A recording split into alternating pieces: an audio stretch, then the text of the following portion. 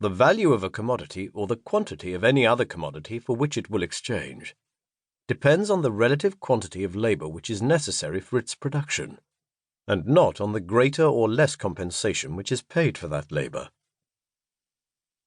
It has been observed by Adam Smith that the word value has two different meanings, and sometimes expresses the utility of some particular object, and sometimes the power of purchasing other goods which the possession of that object conveys.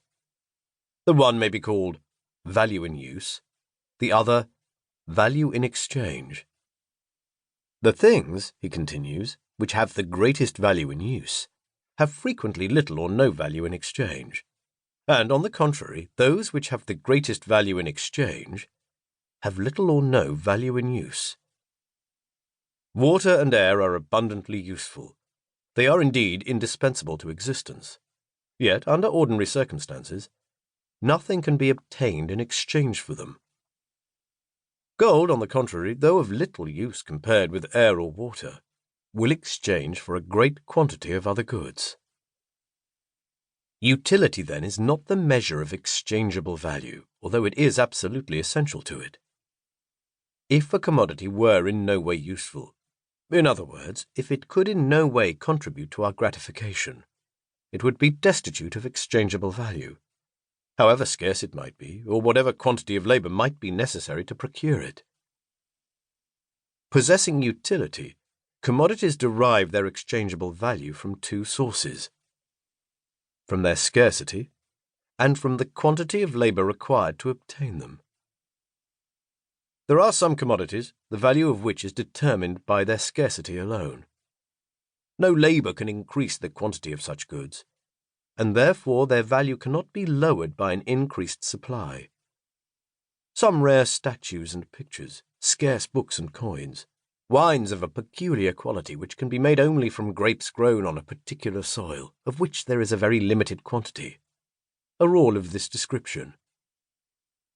Their value is wholly independent of the quantity of labor originally necessary to produce them, and varies with the varying wealth and inclinations of those who are desirous to possess them.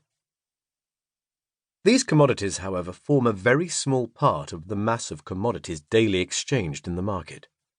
By far the greatest part of those goods which are the objects of desire are procured by labor, and they may be multiplied, not in one country alone, but in many, almost without any assignable limit, if we are disposed to bestow the labor necessary to obtain them.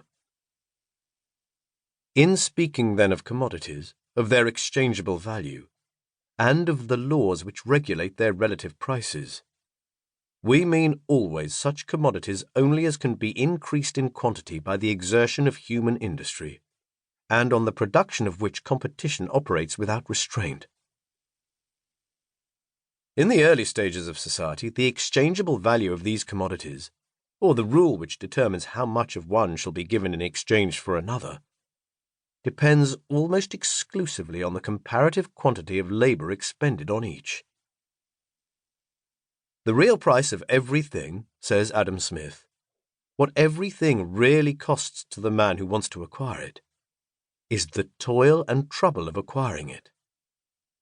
What everything is really worth to it, or the man who has acquired it, and who wants to dispose of it, or exchange it for something else, is the toil and trouble which it can save to himself, and which it can impose upon other people. Labor was the first price, the original purchase money that was paid for all things.